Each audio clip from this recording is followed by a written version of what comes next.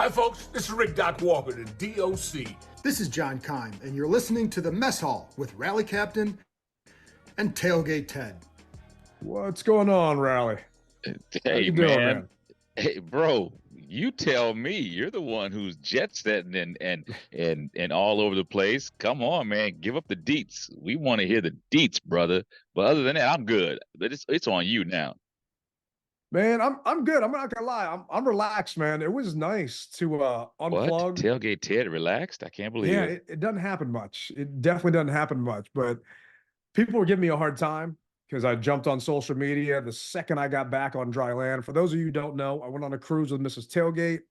We did not get the Wi-Fi package or the internet. I had no access to the outside world, except I found out that iMessage works on the boat, even if you didn't sign up for the internet. So I guess that's a little loophole. So shout out to Brian Hall and our boy Tim Meek, because I texted them because you could still get notifications on your phone, but if I tried to click on something, it didn't say anything. So when like Commander Twitter blew up because Sam Howell got traded, thinking, what just happened? So I texted Brian and Tim, knowing they both had iPhones. I was going to text you, but you don't got one. So I hit them up. It's like, hey, what did I miss? What's going on? So then they just, it was a whole long thing about them trying to catch me up on it. But I ain't gonna lie, man, it was nice. We had a nice 7-day cruise, went to 4 different ports. We had a butler that walked us everywhere we wanted to go. Didn't have to wait in line. Butler. Oh yeah, man, 24/7 butler. We all you can eat, all you can drink. So smoky old fashions, basically at 10 o'clock in the morning till midnight, hanging out at the nightclub till 2 a.m. So it was a good time, man. Wow, you were tall cotton, boy. Man, a butler just escorted you around. You probably had your pinky in the air, passing all the lower level people. Oh, dude, they were pissed. So you ever been on a cruise? I have been on one, but it was just a small little cruise. Nothing, I'm sure, what you did. So I didn't have a butler or anything. I had to wait in Gen Pop like everybody else. So the people in Gen Pop, the last day, basically cursed us out because you got a guy that has a sign up that's holding up the sign that basically says the name of the place that we're staying on the boat. And you just get to walk past everybody.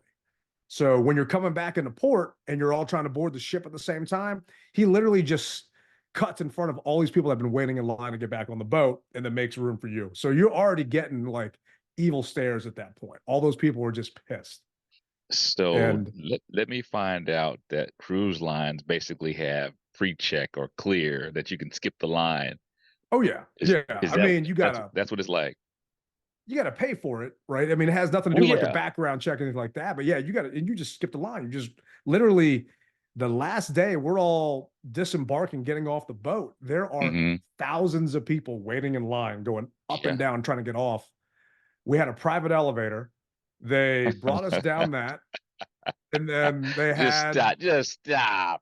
It was a good time, man. I'm not gonna lie. It's the way to go. We're gonna talk offline because obviously that's what I need. I've gotten spoiled with Clear at the airport, and so and I even had a fast pass at an amusement park. So I mean, where it was very busy, and you can just bypass everybody and go straight to the front of the line. So I gotta know what package this is so that when I do it, it's going to be just like that. And I don't mind spending the money because, while you're out jet setting and doing the whole Love Boat thing, hey, the captain was grinding. And that's one thing that in the off season, that's what I do. I grind. And as everybody that knows me, they know that the money that's made this year goes towards next year's travel, not this year's travel, but next year's travel. So I'm putting it in the bank to be able to travel for next year. So I'm grinding in the off season. But man,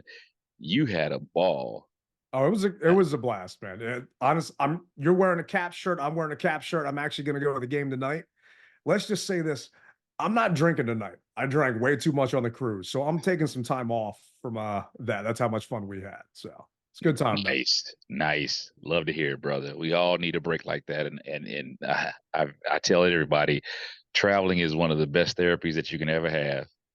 Yeah, amen. I mean, I don't do it enough. And if those of you looking to travel, make sure you hit up Rally Captain and sbevents.net because the man's got some nice packages on there for travel that you can take. And obviously, I was just trying to live my Rally Captain life, being front row VIP everywhere I go. So, just following in your footsteps, man. Well, okay. All right. I'll take that. I'll take that one. I'll take that one. But Oh speaking of boy. footsteps, we got a couple Commanders free agents, starters that are no longer here. And I'm curious, which one are you most shocked to see go? So those of you, I mean, if you listen to this podcast, odds are you know who's gone, but we'll just review it. Curtis Samuel went to the Bills, right? Hmm. AG went to the Pats. So Yeah. did Jacoby Brissett. Kendall Fuller went to the Dolphins. Cody Barton went to the Broncos. Sadiq Charles went to the Titans. And Cam Curl went to the Rams. And this isn't counting Sam because Sam got traded, not that he wasn't re-signed. So which one of those guys, actually throw Sam in there, are you most shocked to see not come back? That Peters and them decided, nah, you don't fit. Cam Curl. I mean, I really am. Everybody else, well, I take that back. I'm kind of surprised that Kendall Fuller, and I got to give you two. I can't just give you one. But if I had to go 1A, 1B, I would say definitely Kendall Fuller and then Cam Curl. I thought that they would be around. Yeah, I mean, I'm shocked that Cam didn't stick around considering what he signed for. He ended up signing a 2-year deal with a $9 million base and a maximum of $13 million. Hmm. So it's not a ton of money. And earlier on during the season, we talked about it, what Cam was going to potentially go for. And they were talking about, maybe 3 years, 40 million. He obviously didn't get that. And the market changed drastically because there were a bunch of safeties that were out there. And according to a team source, I think that was anonymous, and this is from an article in the Washington Post, they didn't offer Curl an actual deal. They didn't even try and sign him and bring him back.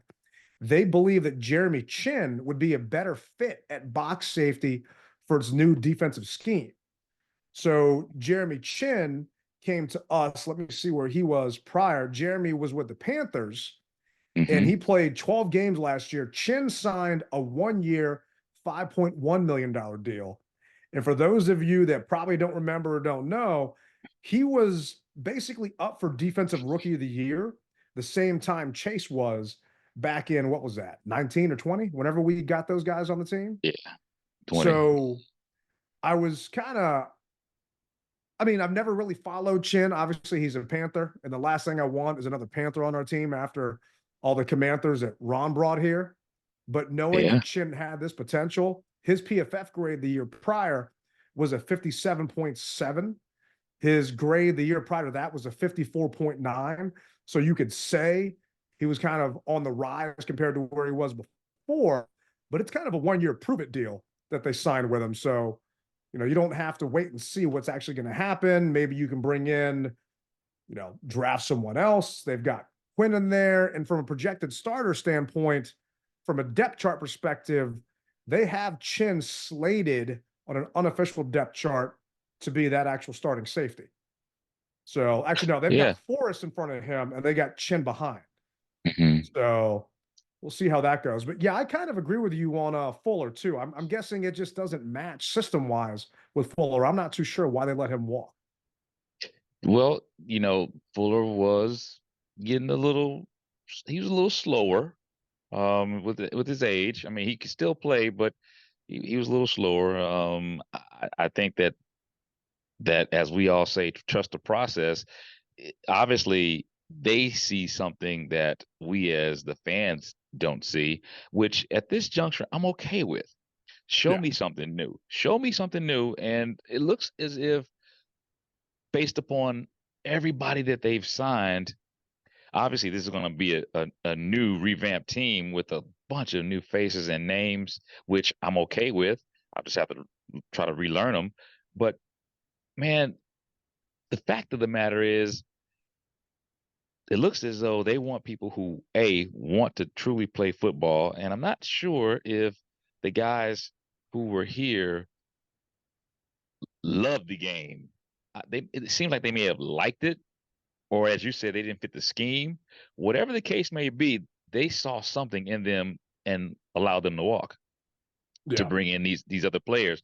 So I'm actually good to go with it, and I'm ready to see how we build and truthfully what scheme we're going to run here shortly in the next couple of months. Yeah, Kendall was an 8-year corner. So, I mean, it's not like he's that old. His PFF grade overall was an 83.1 last year. That actually is his second highest his entire career, other than 2017 when he was with Washington and he got a 90.6. And after that, he went to Kansas City because he was getting paid out there. So I'm just a little surprised because right now you got what, BSJ and you got Forbes. Mm-hmm. Sorry, but I don't really have a ton of faith in Forbes right now. So we'll see what happens there. And BSJ hasn't stayed healthy. So to let Kendall walk, but I've got faith that Peters knows what he's doing. So I'm going to have to just trust him. And if you compare Cam Curl's grade to Jeremy Chin, Curl got an overall 66.6 PFF grade, and Chin ended up getting a 57.7. So they must think he's just a better fit in Dan Quinn's system than Cam is, because I don't know that actually. Yeah, Chin's deal's 1 year, 5.1 million, and Curl signed $9 million. So is it a $4 million difference between those two? I don't know. But I was shocked to see one of those guys go. I mean, Curtis Samuel, you kind of thought the writing was on the wall. AG, okay. Brissett getting let go. All right, fine. Not really let go, but not re-signed. And it was actually, I think, JP Finley. So one thing, coming back on the trip, it took us, we were maybe at the airport for 12 hours. So I got to catch up. Oh, yeah. It was Southwest. They're not a sponsor of the show, but if you guys want a sponsor, I'll delete this. But yeah, they hoard Mrs. Tailgate and I. I'm still getting text messages about my suitcase being missing, even though I picked it up that night just on a different flight. So gave me 12 hours to catch up on all the B. Mitch and Finley episodes and all the Beltway football pods that I missed just sitting at the airport. And note to self, and any of you guys out there, do not go to Orlando during spring break, because talk about just packed with every softball tournament, cheerleading tournament, little kids screaming because they don't want to go home and they want to stay and see Mickey. I mean, thank God for noise canceling headphones, man, because it was crazy. I can believe it, and part of me believes that you've got a pair of Mickey Mouse ears somewhere as well. So I don't blame it on those kids. I know you're saying, Miss Tailgate, please, just, can we have one more day? But man, yeah, that sounds awful. It's like when you get on a plane and that kid is behind you. It's either crying or kicking your seat. Yeah, you don't want that. So, but the good thing about Southwest is you got to pick your own seat. So if you saw that, you could move. That is nice. So when you fly Southwest, we're going on a tangent. Do you and Mrs. Raleigh get your own reservations, or does she book it on her own and you guys do that little A-list preferred that you can sign up for? Well, first off, how dare you ask me what Mrs. Captain does when Mr. Captain owns the travel company? Come on, brother. She doesn't lift a finger. I do all the hard work. So see, I refuse to pay that extra. What does it come down to, like $80 to get that A-list preferred? Oh, no. I don't do A-list preferred. But what happens is Southwest, they throw me a lot of bones, and so I mean, you travel a ton, so I take them up on it. Definitely. Nah, that makes sense, because if one person does it, both people have to do it. So exactly. She books her flight. Not necessarily. Not necessarily. And for those who don't fly Southwest, or those who do, you know that you can board hypothetically, and you know your spouse or loved one or whatever have you can board B or C, all you got to do is put a backpack down and next to you and say this seat is taken, and the person will bypass you. So all you need is Sometimes just one. All you need is one. one person told the wife, because I was boarding B, she was boarding A. One person told the wife, well, he's not here, is he? She said I was in the bathroom. She said, well, he's not sitting down. So she came up and took the seat. So, I mean, yeah, Ooh. it's those, Hey, it is Steve. what it is. So, but that wasn't this trip. But All right. you Okay. think Sam Howell flew Southwest out to Seattle? No, I'm sure they put him on a PJ, or if they You didn't think put a him on a PJ PJ, for Sam? or if they didn't put him on a PJ, he was first class somewhere. Or Sam may be the type of dude eating chicken nuggets in coach, bro. I mean, that's just it's gonna get me there. It's gonna get me there. It's gonna get me there. So Well, he whether I'm in hasn't the gotten front or paid the back, yet. So yeah. So he could be playing coach, bro. I mean, we saw Dan Quinn flying. What is it? A American going back someplace. yeah, So out of DCA. But were you mhm. shocked to see that we traded Sam, or Not and really. Not no? really. I mean, I felt it was going to happen, simply because they didn't help the kid out at all. And there's just this thing when new coaches come in, you know as well as I do, they want who they want. They don't want a stepchild, so to speak. They want to have their own baby. They want to be able to nurture it, feed it from growth, from inception, and go from there and get old with them or cast them off. That's what almost any new head coach does. We don't want to be stuck with that. And so, not to knock the kid, but I feel that if Sam had better things around him, that he would be a great guy. Well, I'm sure that they thought the same, but that just wasn't their baby. You know what I mean? And so Yeah, they I mean, just weren't. there's no They loyalty. just They weren't going didn't to keep him. draft him. Yeah. Yeah. There's So no reason to keep him. But I'm actually no knock on Sam. Right, I still got a Sam Howell shirt that we got from a sponsor and some other stuff. It just he was a fifth round pick, but hmm we ended up getting a ton more for Sam than the Bears got for Justin Fields. they were Right, done. I mean, it's just I was shocked. That's why I'm wondering. Yeah. That's why I was texting with Brian and Tim. The Seahawks got Sam. They got a fourth round pick from us and a sixth round pick. We moved up and got a third round pick, number 78, and a fifth round pick, number 152. So we got now another third on top of this. So we now have 6 picks in the top 100 and 9 picks overall. So kudos to Peters for getting what they got Yeah. for trading Sam, because I don't know who we're drafting at 2. I want us to draft Jaden Daniels, but it also would have been awkward if they would have taken Drake May, considering him and Sam were teammates. But a lot of people, like JP Finley being one of them, are saying because they signed Marcus Mariota and Mariota fits more of a Jaden Daniels style offense, that kind of gives you a clue as to who they're going to take it to, where Brissett was kind of more of a journeyman quarterback that's got similar traits to Drake May. Do you think there's any legitimacy to that, or are people just kind of fishing? I think it's a little bit of both. No one except for the ones at the top really know. And truthfully, I think that if given the right bait, that could change, possibly. So uh, we don't know what's going on behind closed doors. And if they throw them a ton of somethings to drop down, which I don't think that they would, but hey, man, you just never know. That's one thing that I will say. You never know, and that's why you also say never say never. But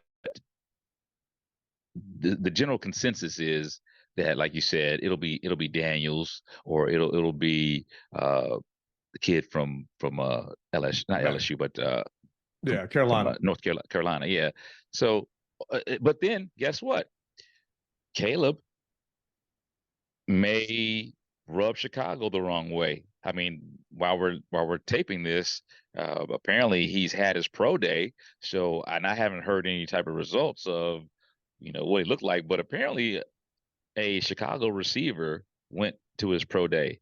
So, you do the math, but the kid has a lot of either rumors working against him, which the Chicago may say we don't want that in our locker room. Yeah, you've got all this talent, but we don't want that because I've heard a lot of rumors, and that's all I can say is rumors. Yeah. That he wants stocks, he wants part ownership, he wants all this type of stuff. I don't know how true it is, but if that's true, it leaves ownerships kind of scratching their head and saying, do we really want this type of headache with us? And I don't know if a team would want that. I mean, if you were the owner and a kid is coming, if this what they're saying is true, and the kid is coming to you with all these demands, how would you feel about that? You're just a player. There's nothing you can do about it unless you want to pull an Eli and bitch and scream that you don't want to play with the Chargers. And he hasn't Hmm. said anything like that. And he said that he is open to going anywhere and playing for the Bears. And I did think it was kind of odd that Keenan Allen is the Bears receiver that you were talking about that was there for his pro day. I mean, he literally shows up in Bears gear at that point. But I just can't see them not taking Caleb because if there was a potential that Caleb wasn't going to be there, then I don't think they let go of Justin Fields for a bag of peanuts. Right. I think they maybe try and hold Hmm. on to him or maybe move back and do something and get, Marvin Harrison Jr. for them. But it is interesting. I met some people on the boat just talking with them, just shooting the ass. There was a guy there with the Bears hat on, Hmm. and we're just hanging out by the pool, just having a drink. It's like, can you please draft Caleb? And he's saying, I don't want him. I don't Oh, want that kid here. He seems like a head case. I don't want to have to start all over again. I'd rather stick it with Fields. And I'm saying the same thing. I don't want Caleb coming here because I don't think he'd be a good fit here. And I'm hoping that Chicago makes it easy on us and we don't have to worry about it because if for whatever reason he drops to us, I can't see Kingsbury letting him go. And I know Kingsbury's not making the pick, but Kingsbury was with Caleb over at USC. So, you right. can see it happening. I don't want the local kid coming back to town anymore. It's not a storyline that I'm a favor of, but I know the NFL Network's going to be re-airing his pro day tonight at 8 o'clock. So, Okay, you cool. know, get a chance to watch that and catch that. But Yeah, I'll dial in for that. we did bring in Marcus Mariota, and Yeah. I'm not exactly excited about it. It has nothing to do with the fact that he was an Eagle last year, but I just don't like how that whole Falcons thing happened a couple of years ago. And basically, they made Desmond Ritter the starter, and Mariota kind of walked out on his team. Out of all the signings they made, and they made a ton, they signed 20 players, right? We actually signed the most players out of any team during free agency. Three of those guys were commanders that they let actual contracts expire, but 20 guys they brought in. The one that drives me the craziest that I'm kind of shaking my head is Mariota. And maybe it's just because, I think they said they wanted Sam Darnold, but Darnold went to the Vikings. So I don't know if that happened before or after timeline wise. And, obviously Kirk wasn't coming here. They weren't going to pay him all that money. He went to the Falcons. No. And we do play the Falcons at home this year. So we get to see Kirk come back to DC again. So that'll be interesting. But out of the free agents that we brought in, I got a list of them here. There's a lot of them. We'll go down a Yeah. couple of them. Hmm. I'm curious to hear which one you're most excited for. So we picked up Zach Ertz. Zach actually played under Kingsbury. He only played 7 games last year, though. But I think they want that veteran tight end. They let Logan Thomas go. So I think they want that veteran tight end to teach John Bates and all the other guys on the team just how it's done. They signed Dorrance Armstrong, who played with Dan Quinn before from the Cowboys. He Hmm. played 19 games last year. So he's been pretty solid, had a 69.6 PFF grade. They signed center Tyler Biadasz. He played 19 games last year. He started all but 2 games the past 3 seasons, allowing only 3 sacks, and he was in the Pro Bowl in 2022. We haven't had a starting center that's been rock solid since Chase Rouye his first couple of years. So Well, that one well, I'm well, hyped for. well, wasn't Biadazi, wasn't he a backup though, an alternate, and that's how he got into the Pro Bowl? I mean, I don't want to take anything away from it or bring on anyone's parade, but he wasn't like he was a first string, first ballot Hall of Famer. I think he got in back door, tiptoed due to somebody getting hurt or something like that, or backing out during the playoffs, or it wasn't.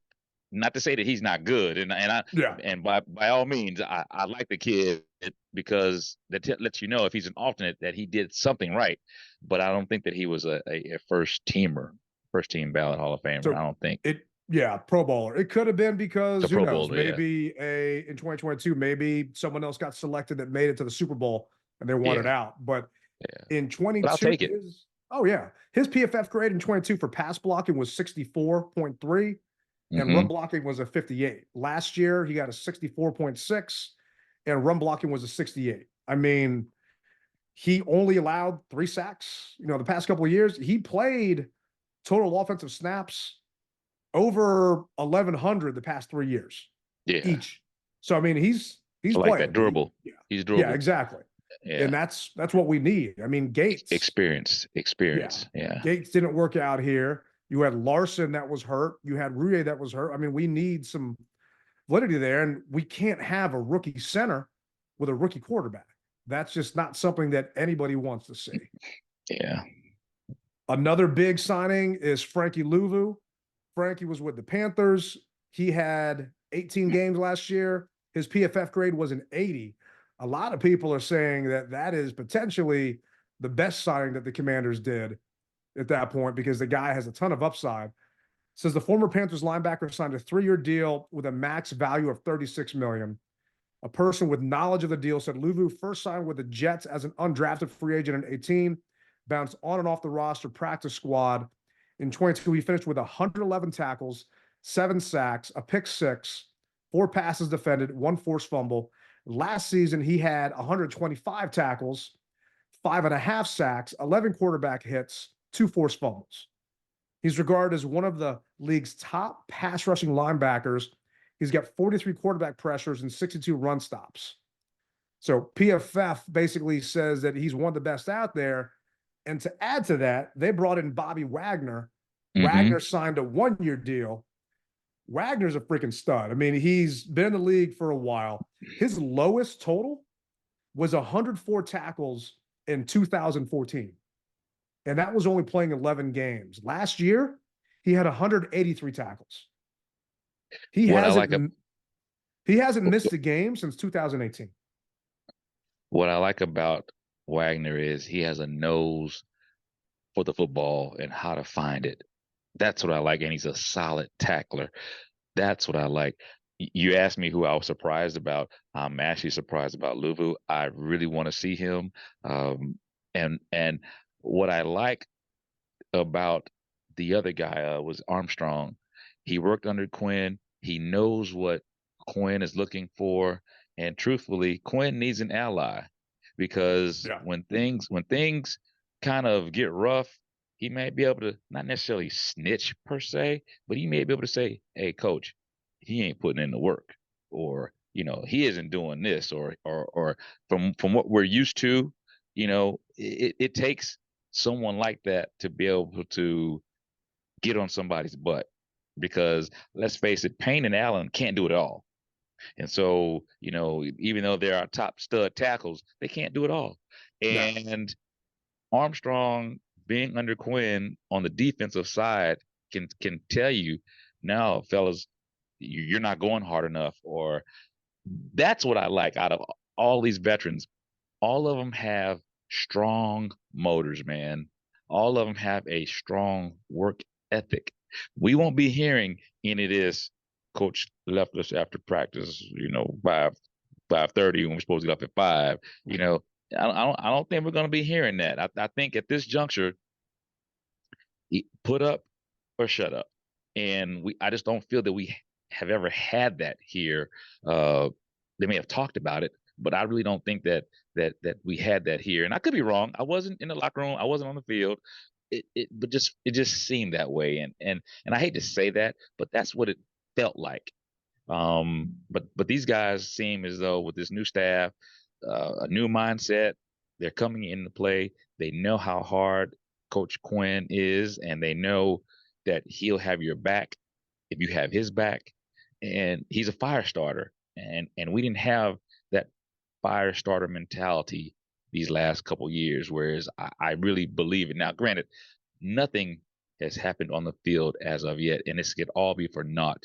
But it just feels as though right now that we have upgraded 100%. I mean, linebacker has been an issue here since London Fletcher. Yeah. And Bobby Wagner reminds me of London Fletcher. The guy is just a tackling machine. Agreed. When London got here, he was 32 years old, and he still played a ton of seasons with us. Bobby's 33 right now, and I think he might be turning 34. I'm not too sure if that's 100% correct, but we had holes at linebacker. Cody Barton walked so long. Goodbye. We did not have an outside linebacker. The only linebacker we really have is Jamin Davis at that point. So on looking at the Commanders depth chart, outside linebacker is completely empty, right? Just this is ridiculous just looking at all the holes we have, right? On the Commanders depth chart. For defensive end, we got holes there. Just starters. Outside linebacker, nothing. Cornerback, third cornerback, nothing. Strong safety, nothing. So now they filled in Dorrance Armstrong, left defensive end. They're projecting him to be a starter. Clellan Farrell, right defensive end. They're projecting him to be a starter. Bobby Wagner, starting middle linebacker. Frankie Louvu, starting strong side linebacker. Michael Davis, they're talking about him being starting right corner, right? They're filling in all these holes that Rivera left us with. There's a reason why we had to sign, 17 free agents, because Rivera left the cupboard bare. We didn't have a single defensive end under contract other than guys that were rookies prior. And it's just crazy how just malpractice that last regime was. And granted, the Martys are still here. So who knows if Mayhew actually had a chance to really mold it, but I'm trusting these guys to really fill these in. And the good thing is the longest contract is 3 years. So we've heard sound bites of Peters talking about how he wants to build to the draft. He's finding stopgaps inside here where he's not signed these guys to long-term deals. Was it Louvu's a 3-year deal, $31 million, right? Armstrong's a 3-year deal, $33 million. Zach Ertz, a 1-year deal, right? Allegretti, supposed to be our competing for left guard. He's a 3-year, $16 million deal. Biadasz is a 3-year, $29 million deal. So it gives them a chance to still bring in guys. And with all the free agents we signed, we still have $56.1 million in cap space. So best believe there's going to be some June 1 cuts where they're going to be looking to bring in some other veterans. So that's actually the most cap space in the league with everyone else. And it's not hamstringing us for 2025. Who knows? Maybe Jaden Daniels hits. Maybe it's like a CJ Stroud and we're the Texans and we get to sniff the playoffs, or we actually get in and do something. Then maybe they take that big swing at a high price free agent. Because none of these guys I'd say were the top 10 free agents that were out there, but they're solid players. And it's refreshing to see them execute their game plan. Because before I feel like it was all talk. Now it's all action. Yeah. So I was debating with a guy on, I don't remember what social platform it was, but he's like, yeah, you guys signed a bunch of mid players.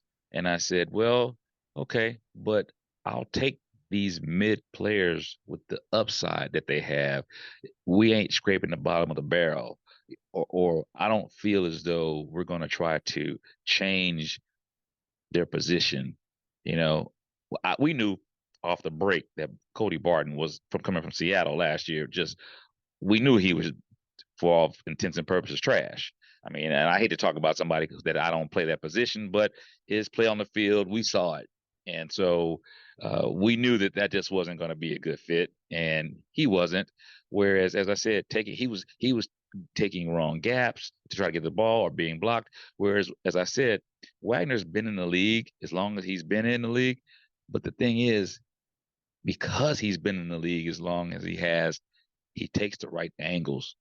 He knows where, or he can anticipate where the ball will be, where it seemed as though my man would just run a hole and just hope that somebody would be there. Whereas Wagner seems as though he's got the girth to be able to fight somebody off and smell out where the ball is. That's what he's done his whole career. What makes anybody think that he's not going to do that here? I mean, Yeah. people that are knocking the Bobby Wagner signing, I don't think they realize how bad this team has been in regards to linebacker. Like, linebacker has just been an issue for us forever. So he's here. Him at 33 years old is going to be better than any of the guys we got on here. And you talk about leadership, he'll give this defense an identity. No offense to John Allen, but you hear him talk to the sports junkies when he's on there. He's not really a vocal captain. He's not that guy that's getting in people's faces and just regulating. I can see Bobby completely changing that. And talking about who I'm most excited for, I'd have to say on offense, I'm most excited for Tyler Biadasz. I'm excited to have a true center here. Okay. I mean, we have been lacking in the trenches. Our offensive line has been Swiss cheese. The fact that Nick Gates was their solution that got benched at that point, and your other option at center, just looking at the Commanders' depth chart right now, their unofficial depth chart for offensive line, all they have right now is Chris Paul at left guard, Sam Cosmi, and Andrew Wiley. We didn't have a starting center. Now you got a stud, potentially center coming in, and you've got Ricky Stromberg behind him. So you got a chance at doing stuff. I mean, this offensive line was a major issue. And I'm excited to see Bobby Wagner on defense, because maybe he'll be that spark that Jamin needs to actually learn how to be a pro and learn how to be a linebacker, because I think it's unfair that Jamin was put in. Okay, you're playing Mike. Okay, you're playing weak. Oh, you're wearing the green dot. No, we're taking away from you. Now you know who's getting that green dot. You know who's in charge, who's captain of that defense. It's Bobby. There are no questions about that. So maybe it frees Jamin up to just run downhill and go. Smell the football out and go eat. I mean, that's and he's fast enough to be able to do that. I go back to what we said before. We've got a blank canvas that is just dying to be painted, and it's evolving right here in front of our faces, man. And everybody's excited. And even I don't want to. Let's just say that we don't do well this season. Everyone knows that for once they see what the upside can be. I think that is one of the biggest drives that people have. We know where we came from. We see what the players that we're drafting or that we recruited, and now it's being put into fruition. Brother, I'm excited. I really am. Too. So which offensive player and which defensive player are you most excited free agent wise that we picked up? Offense, I'd have to go with you got to have somebody who knows what they're doing and that's his true position. And I started to talk about it a few seconds ago, but we aren't bringing him in as a center and then, position flex, let's move him as a guard. We're not doing that. And that's one of the things that I'm happy it's gone away. I really am. I'm happy about that. So I hate to echo you, but I mean, if you asked me that first, I would have said that as well. Because he touches the ball every play. Yeah. You've got to know what your coverages are, what they're looking at to call out, like as you said, for that young quarterback, or even an experienced quarterback. You need him to be able to do that. As far as defense, like I said, Luvu, I'm very interested to see how he makes the defense better and provides the spark that we need. He's very interesting, and like you, I didn't watch a ton of Panthers football, or matter of fact, any Panthers football. But when you read everything that they say about him, and you go to YouTube and look at a couple of his of those Panthers games, kids all over the place, man. He's Yeah. freaking all over the place, and he's not afraid to stick his nose out and put his nose in there and get his uniform dirty. That's what I like. Yeah. I mean, he had 111 tackles in 22, 125 tackles in 23. Right. I mean, the kid is young. He's on the come up. He had 7 sacks in 22, 5.5 in 23. So I mean, it's exciting to see a real linebacker come in here. And Hmm. just looking at Jamin Davis's stats compared, I don't think it's anywhere close. I mean, Jamin had 89 tackles last year and 3 sacks and 104 in 22. So we have true studs at that actual spot now. And we don't have to rely on these journeymen. No offense to Khaleke Hudson and some of these other guys, but they wouldn't be starting on another team. So that can't be your game plan to see what's coming in here. And hopefully Luvu proves what he needs to be. And in the meantime, guess what? We can draft some other linebackers to kind of come up behind him. And when Bobby's getting a little too old, long in the tooth, I got no doubt that Peters is going to fill that gap as well. So it's nice to see the foundation that they're trying to build here. And they're Hmm. not 5-year deals. They're not 6-year deals. We're not breaking the bank trying to bring all Right. these guys in. They're bringing these guys in not as a stopgap, but to also help us win. And I think fans need to also remind themselves we won 4 games last year.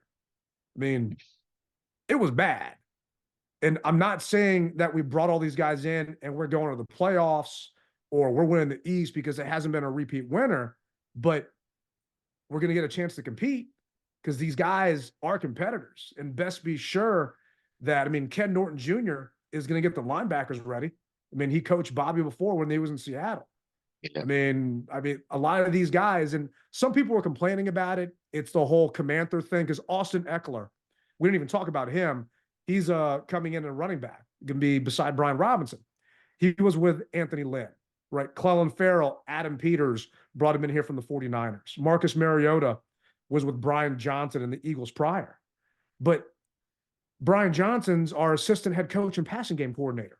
So obviously you want a quarterback there that knows the system that's also going to be able to help translate that to the young quarterback that's coming in. Basically, another coach inside there standing beside him. So fans that are knocking the fact that they're kind of doing the same thing that the Rivera regime did, don't Mm-mm. look at it that way. These are actually real coaches bringing in players that were good. The Cowboys were 12-5 the past 3 seasons. We're stealing from our division rival and making them weaker. Hmm. Definitely. And also, for whatever reason, Ron just didn't have that umph anymore. And you can feel that umph from this new regime. Now, I don't know if whether he's just tired of coaching, but it showed. And when you have the people that are coming in now, you need fire. And Ron didn't have fire. He got fired, but he didn't have fire. These guys are bringing fire. And I just feel as though every play they're going to get the best out of these individuals. Not only that, I truly believe that if you mess up, Ted, I got to tell you, I believe if you mess up, you're going to be sitting. Yeah. You're gonna be sitting. I feel that. I never felt that way before. I just felt that okay, you messed up. All right, those guys. There was no accountability, so to speak. Whereas now, I feel as though you mess up, there's a chance you're gonna be sitting, and I mean, you're gonna be looking at what you did wrong, and then putting you back out there a little bit later. how long did it take for them to get rid of Cheeseman? I mean, they didn't want to do anything with that. Mm-mm, He was the lowest graded special teamer in the entire NFL. But because they traded up in the draft to get him, they don't want to look stupid. I mean, Adam Peters drafted a quarterback. And guess who's starting for him? Right? Brock freaking Purdy, Mr. Irrelevant. He saw that that guy wasn't the right guy. Granted, he wasn't the sole person in charge over there, but they realized that they made a mistake. So it's next man up who actually is going to compete for it. Rivera never should have had full control, but there was nothing they could do about it because no one wanted to come here. So they had to give him full control to get a coach. Whatever he wanted, basically. Yeah. Yeah. Adam Peters is in charge. And he ain't playing that. No. Yeah. And that's what I'm saying. It's a breath of fresh air. And truthfully, we as fans, and I know it's hard to do, we as fans need to try our best to get out of that old regime, that old mindset. But it's been on our backs for such a long time. It's almost like we don't know anything better. It's like the dog when you spank the dog with a newspaper, and anytime you pick the newspaper up, the dog he's startled. That's how we are as fans until we start putting some winning games as well as seasons underneath our belt, and we don't have to worry about that. We've got to, just like the pet owner hits you with the newspaper. Well, now you've gone to a new owner, and the new owner picks up the paper, but they're not hitting you with it. They're actually reading it. And that's where we are. We've been scarred. So we're just like, oh, that ain't going to work, or this, that, and the other. Just sit back, let them do what they're going to do. And in time, we will see what's going to happen. And I feel as though it's definitely in the right direction. Like you, I'm not saying Super Bowl or anything like that, but it's in the right direction. Yeah, I'm over fans that are crying, and this isn't to make a joke, but they're saying on social media, we've got PTSD from the Snyder era. So they're not giving the new ownership group the benefit of the doubt yet. They've got PTSD from the Rivera era or whatever it may be. And it just, to me, you can't compare what's happening now to that. The past is the past. It's over with. No sense in crying over. And that's just the outlook I have. I mean, I wanted to do this show with you, not this one today, but just the podcast in general, because you are always super positive and glass half full. And I'm been a little more realistic / half empty, if you want to go there.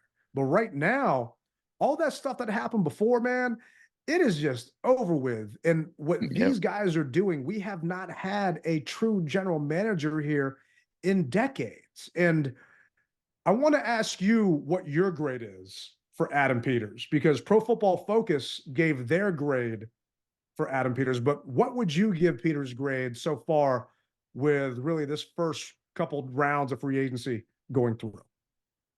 B plus. I give him B plus. He saw the reason why I give him that grade is because he didn't break the bank on has-been players, and we're just going to call it what it is, as we've done in the past. He didn't do that. He didn't bring in, if you will, top players to also break the bank. He brought in players that know how to play football in those positions. And there's no divas. It doesn't seem like there are any me. It seems as though it's all about team with these guys. All of them. I haven't seen any true Cinderellas, if you will. These guys actually feel is that they talk about, packing your lunchbox and taking your lunch to work and toting the pail and all that type of stuff. Well, that's what I see with these guys. These are solid signings. And for once, the holes are being plugged with solid people, a bunch of solid people, not just one here or one there. All these guys are solid. And I'm going to continue to use that word throughout the season until they prove me wrong. They are solid. And like the song says, we're solid as a rock. And we're going to build it up and build it up. And now we're solid. And that's what I feel. So I'm going to say a B plus right now. And after the draft, or even maybe bringing in more players we can revisit, he may even go to an A plus, because I'm sure that the analytics guy is in his ear. I'm sure that Quinn, I'm sure that Kingsbury, everybody is in his ear. to do the right thing and get the right pieces for this puzzle. And I feel, Ted, that they're competent. They're just not trying to just shoot for anything. They're competent, and it seems that they're very strategic of what they're doing and how they're doing it. And so that's why I give them a B plus. Yeah, I agree with you. I want to give them a B plus. Pro Football Focus actually gave them an A. And they don't give out grades really that high all the time. And it says here, Armstrong is a proven perfect fit with new Commanders head coach Dan Quinn, who immediately helped him take his game to new heights upon arriving in Dallas 3 years ago. Washington could still stand to make another move at edge rusher with Armstrong more a rotational piece than a top guy, but linebacker Frankie Louvu also adds another pass rush element. Eckler brings the pass catching element to Washington, which lost Antonio Gibson in free agency to the Patriots. Eckler's pairing with Brian Robinson is a perfect complement of skills in the backfield. The Washington Commanders joined the New England Patriots as a team picking in the top 3 of the draft that probably doesn't want a young player backing up a top draft pick, with Jacoby Brissett and Mariota now serving as bridges to the future. Mariota was the number 2 overall pick in 2015 and can now mentor the number 2 pick in 2024. In addition, his athleticism and mobility paired with a big arm is the profile of quarterback Cliff Kingsbury likes to work with. So, I mean, they're giving him an A. To me, it's too soon to give him an A because we don't know how these free agents are going to play here. We don't know what's going to happen. You know, we brought in Nick Gates and a bunch of linemen before and just other guys that did absolutely nothing here. But if you compare Austin Eckler and Antonio Gibson, I'd rather have Austin Eckler. No offense to AG, but he wasn't a real running back. He was a wide receiver turned running back. You talk about position flex, right? I mean, you bring in Nick Allegretti. Allegretti has played every single position on the offensive line, and he's played guard. So you've got a guy that does have that flex, but has also actually done really well at guard. And Allegretti, has won how many Super Bowls with the Chiefs? I mean, he's got that experience and that locker room leadership. So I'm going to go with a B with the potential for even better. But if you think about it, none of the draft players, 8 players that Rivera took in his first draft, none of them are here anymore in his first year here. All of those guys are gone. So you talk about the draft, we'll wait and see, but just talk about a waste. You can't have those draft picks just be completely gone from your team. And that's why our cupboard is so bare at this point. And kudos to Peters for restocking, because that's exactly what he's going to have to do is restock this draft with 9 picks, 6 in the top 100, and bringing in 20 free agents. And the fact that we only brought back Jeremy Reeves, Jeremy Reeves, Cornelius Lucas, and I think Jamison Crowder. Effie. Oh, yeah, F.A. Obata. Yeah. So, I mean, only those guys here, it makes you realize maybe those other guys, one man's trash or one man's treasure, another man's trash. You know, we'll see how it goes. But you got it right, man. It is a breath of fresh air just seeing what's being done right now. It feels like adults are finally in charge. Yeah. There's no big splash, even though everybody says they want a big splash signing. But when you do a big splash signing now, it takes away your money. And these are solid signings. And that's what I would rather have. I'd rather have a bunch of solid players versus one big player. And let's face it, we still have an opportunity to get a big player once these other positions are taken care of. I think that's still on the table. And because there are some guys who are out there who are big names who just haven't been picked up yet. Yeah, it'll be curious to see who's going to get cut post June 1. I mean, there's going to be a bunch of guys that are going to be out there, some different veterans. I know a lot of fans are upset they didn't bring in a tackle or just kind of a stud left tackle, because right now our left tackle, according to our lad's unofficial depth chart, is rated at that point. So I'm not, but he is what's going to happen. All I know is I don't know if I want a tackle and a rookie quarterback, assuming that that left tackle is going to be, obviously protecting that guy's blind side. But I am excited to see what we do in the draft because we got a lot of picks. Hmm. Hopefully, you and I are going to be there in the inner circle hanging out. We'll let you guys know if we make it, and definitely plan on, following the DMV Mess Hall.